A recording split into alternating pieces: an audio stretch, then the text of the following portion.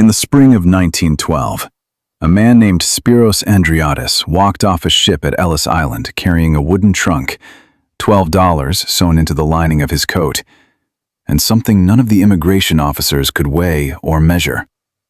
A set of rules about money that his family had sharpened over 400 years of living under Ottoman rule, when a Greek was not safe to own land, not foolish enough to trust a bank, and never, ever willing to let the tax collector know how much he truly had. He opened a small diner in Lowell, Massachusetts. He never borrowed a single dollar from a bank. When he died in 1968, he owned the diner building, 2 rental houses, and had put all 4 of his children through college without one of them taking on a cent of debt. The neighbors said he was lucky. He was not lucky. He had something the people born comfortable never learned: the memory of losing everything, and a list of rules to make sure it never happened again. We have forgotten almost all of it. We forgot what the Greek families carried across the ocean when they had nothing but themselves. We traded their discipline for a credit card and called it freedom. And then we wondered why the end of every month arrives before the money does. Number 19 on this list is a habit so ordinary that no one in a Greek village thought it worth mentioning. And yet a modern study of household finance calls it the forgotten foundation of staying solvent. Number 8 is the reason so many Greek immigrant families could open a business when not a single bank would lend them a dime. And number 1, the rule Spiros Andreadis kept more strictly than any other, is the reason $12 sewn into a coat became 3 buildings. Subscribe to the channel, and let's count down 25 lost frugal habits that Greek immigrant families brought from the old country. Habits that still work today. Number 25. The olive oil jar that never ran dry. A Greek family never let the olive oil jar empty before the new one was filled. Oil was bought by the barrel in autumn, when the price was lowest after the pressing, and poured out slowly across the whole year. A woman in Astoria, New York, in 1935 bought her oil once a year and never paid the winter retail price. She understood something the modern shopper has unlearned: that the cheapest moment to buy a thing is almost never the moment you need it. By the time you need it, you pay whatever they ask. The Greeks bought ahead of need, when the seller was eager and the price was kind. Oil was not a seasoning. It was a year of cooking, purchased in the 1 month it cost the least. Number 24. A small garden on every inch of dirt. Even crowded into a tenement apartment, a Greek family grew things. Tomatoes in a wooden crate on the fire escape, basil on the windowsill, a grapevine climbing the back fence. A family on the south side of Chicago in 1938 harvested enough tomatoes from 1 concrete yard to make sauce for the whole winter.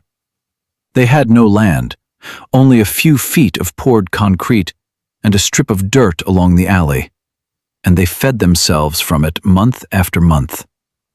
To them, an empty patch of ground was not decoration waiting to happen. It was food not yet planted.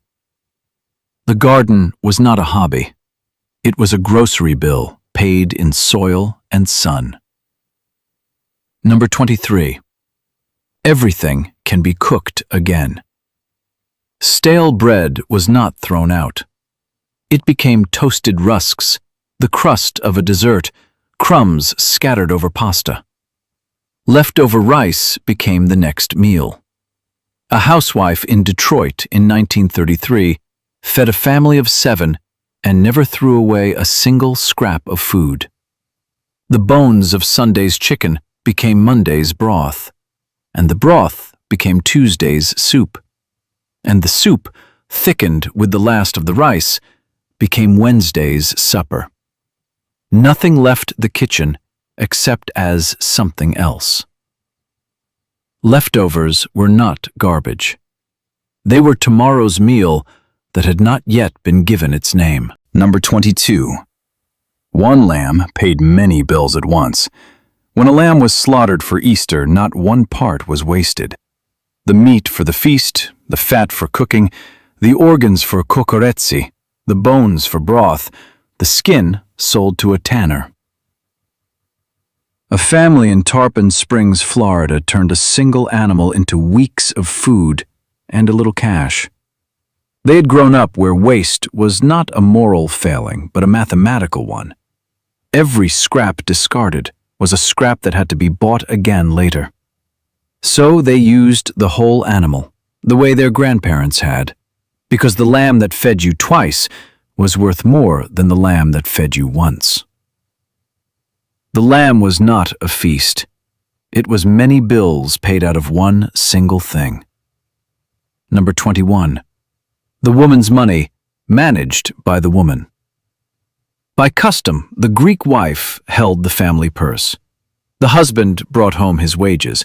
The wife divided them, set them aside, and decided.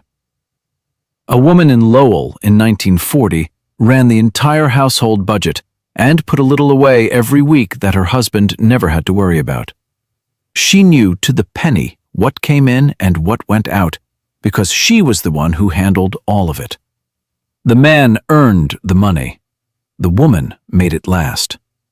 In a household where one hand earns and another spends, the money disappears. In a household where one disciplined hand governs all of it, the money grows. The wages belonged to no one person. They were a common fund, governed by one disciplined hand. Number 20. The dowry saved from the day a daughter was born. From the moment a daughter arrived, the family began saving for her. Cloth, embroidery, one small coin at a time. By the time she came of age, the dowry was ready without a single loan taken at the last minute. A family in Astoria spent 18 years preparing for one wedding.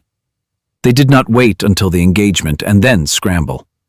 They began the year the child was born, setting aside what they could when they could, so that the largest expense of a young woman's life arrived already paid for.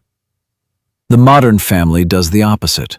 It waits until the bill is due and then borrows the whole sum at once, with interest. The dowry was not a sudden burden. It was a distant goal, paid in installments of discipline across nearly 2 decades. Number 19. The book that recorded every coin. Every Greek family kept a book, not a budget, but a record of every coin in and out, written by hand. A man in Chicago reviewed his book every Sunday evening for 40 years.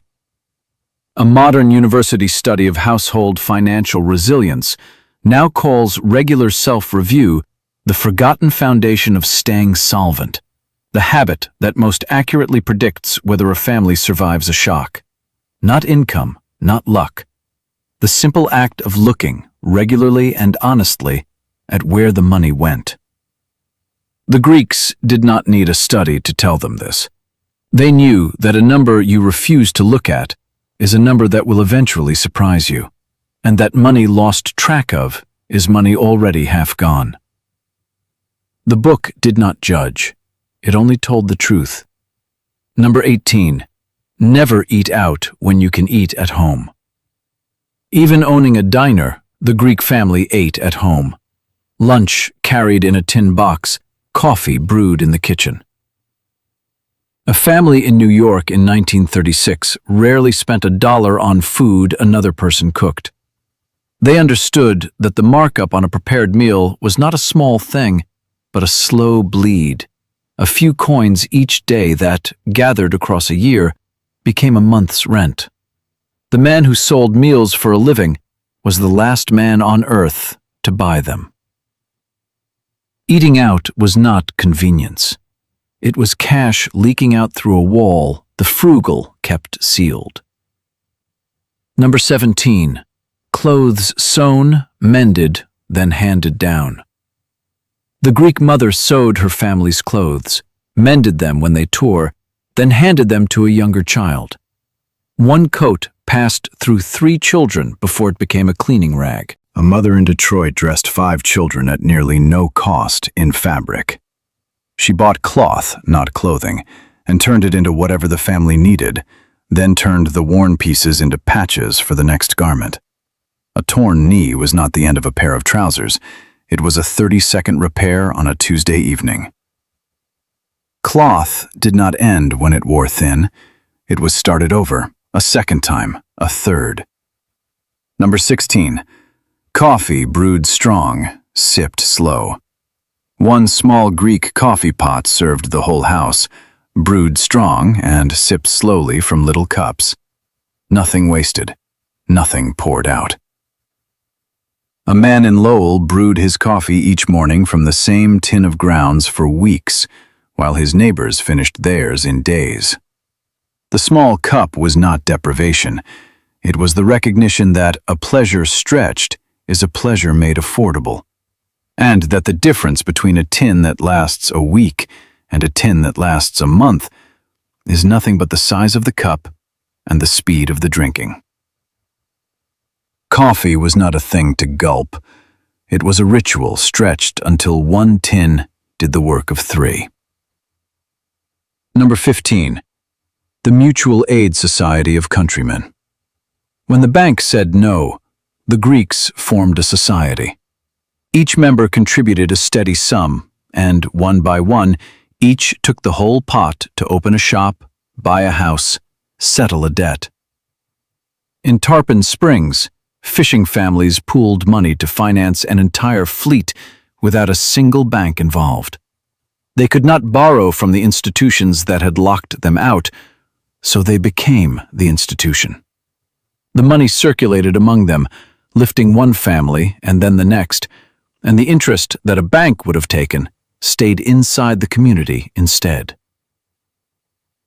The society was not charity. It was a bank owned by the whole community, where no one paid interest to an outsider. Number 14. Buy in bulk, divide among many. Several families together bought one large sack of flour, 1 barrel of oil, 1 bag of beans, then split it. The wholesale price was far below retail. A group of families in Chicago in 1937 bought their staples together and saved a meaningful share every year. Alone, each family was a small customer paying the full price. Together, they were a large buyer who could ask for less. The grocer, who would never discount for one housewife, would gladly cut the price for 10 of them buying at once. Shopping was not a solitary act. It was collective strength forcing the price down. Number 13. Repair before you replace. A broken hinge, a split shoe, a wobbly chair. The Greek family fixed all of it before thinking of buying new. A corner of the house always held a box of tools. A man in New York repaired nearly everything that broke in his home for 25 years. He had grown up in a place where the nearest store was a day's walk and a replacement was rarely an option. So he learned to mend, and the habit followed him across the ocean. To him, a broken thing was not trash. It was a small problem waiting for a patient hand. The repair did not need to be pretty. It only needed to last 1 more season. Number 12. The house before every comfort. For the Greek family, owning the roof came before all else. Before new furniture, before a better car, before any comfort. A family in Astoria slept on straw mattresses and used hand-me-down things so that one day they would own the house outright. They understood the difference between rent and ownership, the way a sailor understands the difference between a borrowed boat and his own. A man who owns his roof cannot be put out on the street. He has, beneath everything else he might lose, a floor that cannot be taken. So they suffered every small discomfort first and bought the house before they bought a single thing that made the house pleasant. The house was not an investment. It was the floor beneath the whole family's feet. In the 1930s, when the Great Depression swept across America, many families lost everything in a single bad year. But the immigrant families who survived often shared one thing the numbers only caught up to later. They diversified their income, they carried little consumer debt, and they could feed themselves with their own hands. Income did not save a family. Self-reliance did. A person who could eat without buying, repair without hiring, and clothe their children without going to a store needed very little cash. And a family that needed very little cash could not be starved out by one bad year. The household most likely to collapse was not the poorest one. It was the one most dependent on a steady paycheck and a working credit line. The one that had outsourced every skill of survival to someone else. When the paycheck stopped and the credit closed, that family had nothing left to do. The Greek family, which had never trusted either one, simply tightened the same belt it had always worn. Number 11. Gold hidden, not deposited. After 400 years of not trusting a bank, the Greeks held a portion of their wealth as gold. Wedding rings, gold coins, jewelry handed down through generations, hidden carefully in the home. When the banks collapsed in 1933, the families holding gold lost nothing. While their neighbors stood in line outside locked bank doors, the Greeks had their savings in their own walls, in a coffee tin sewn into a mattress. They had learned across centuries that a thing you can hold is a thing no clerk can freeze and no institution can lose. Gold was not jewelry. It was a savings account no banking crisis could ever reach. Number 10. Never show your wealth. The Greek who had paid off his house wore the same patched clothes as a man about to lose everything. A diner owner in Lowell, who owned 3 buildings, drove the same battered truck for 15 years. He had a reason older than vanity for hiding what he had. In the old country, visible wealth invited the tax collector, the thief, and the envious neighbor. A man who looked rich was a target. A man who looked poor was left alone to grow richer in peace. So the prosperous Greek dressed down, drove an old truck, and let the world believe he was scraping by. Wealth that is not displayed is not a lie. It is a fortress built out of looking like you have nothing. And it kept the borrower, the smooth-talking salesman, and the curious tax collector all on the far side of the gate. Number 9. The child apprenticed young. In the Greek family, the child worked in the shop from the moment they were tall enough to reach the counter. A boy of 10 wiped tables. A girl of 12 worked the register. By 14, they did the work of a hired hand. A family in New York ran a diner without hiring outside help because the children were the workforce. But the children were not being used. They were being taught. By the time a boy reached 20, he knew every part of the business his father had built, and he could run it, expand it, or open his own. The wage the family saved on hired help was small next to what the child gained. A trade, learned for free, that would feed him for life. The child was not free labor. They were a business handed over early, learning at 10 the trade they would own at 30. Number 8. Pooling capital to start a business.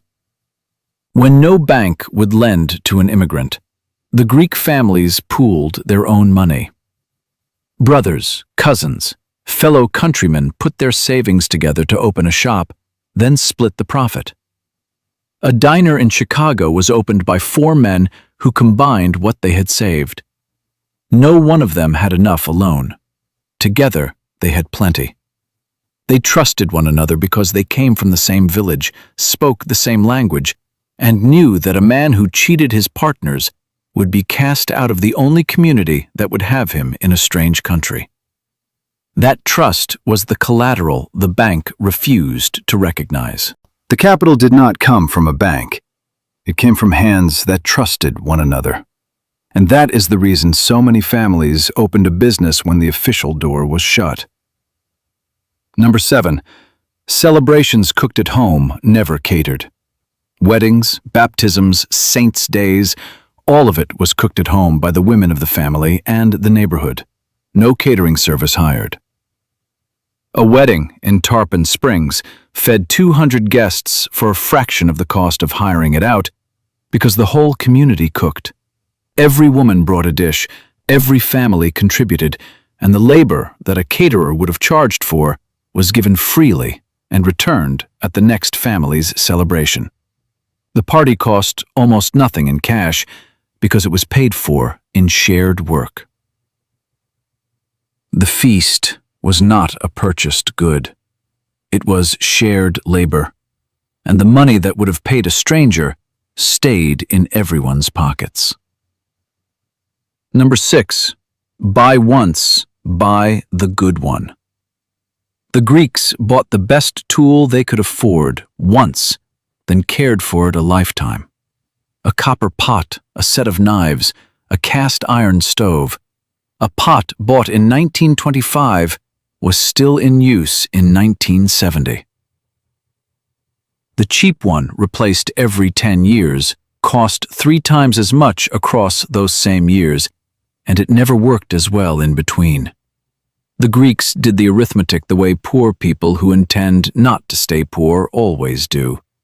They counted the cost across a lifetime, not across a single purchase. A good tool was not an expense. It was the end of an expense. Buy once, buy the good one, and keep it until it cannot be kept any longer. Number 5. Sell the surplus before you borrow.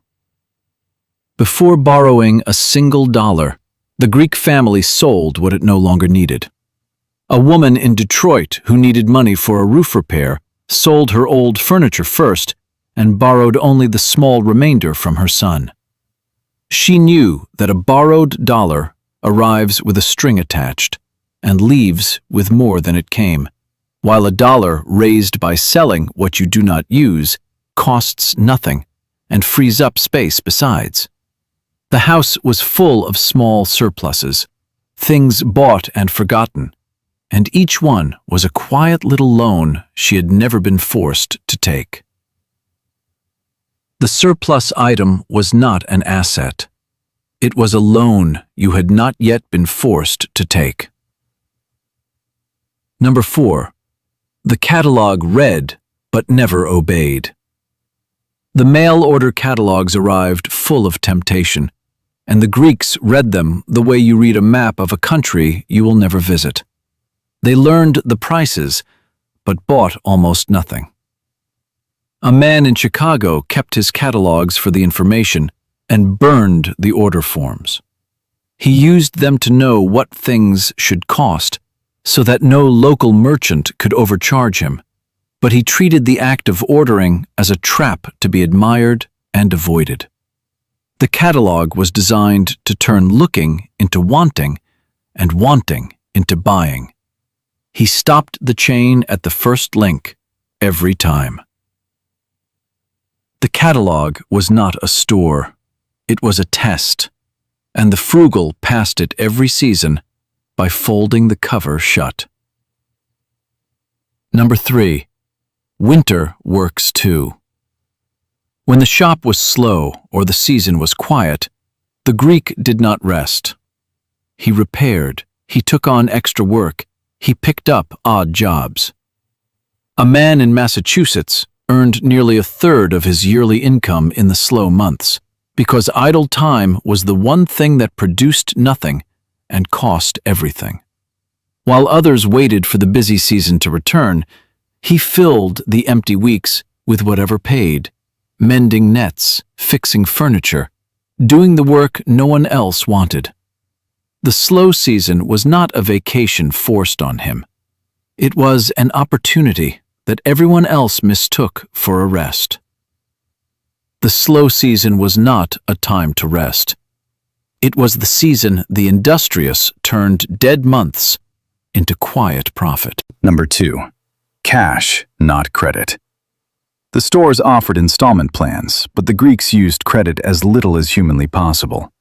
They knew the debt that carried you through one hard season was the same debt that swept away the whole house when prices did not recover. A family in Lowell ate plainly rather than open an account on credit. They had watched, in the old country and the new, how a small debt taken in a hard month became a large debt by the next, and how the merchant who smiled while extending credit stopped smiling when he came to collect. Credit was not a bridge across a bad year. It was a hole that a bad year dug deeper. The cash rule was not pride.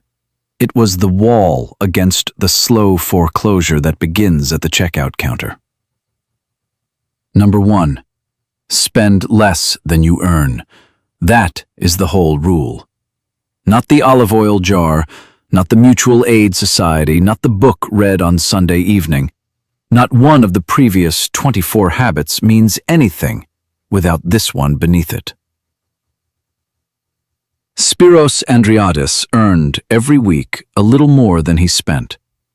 That small gap, kept and defended through every year without exception, became 3 buildings and 4 college graduates with no debt.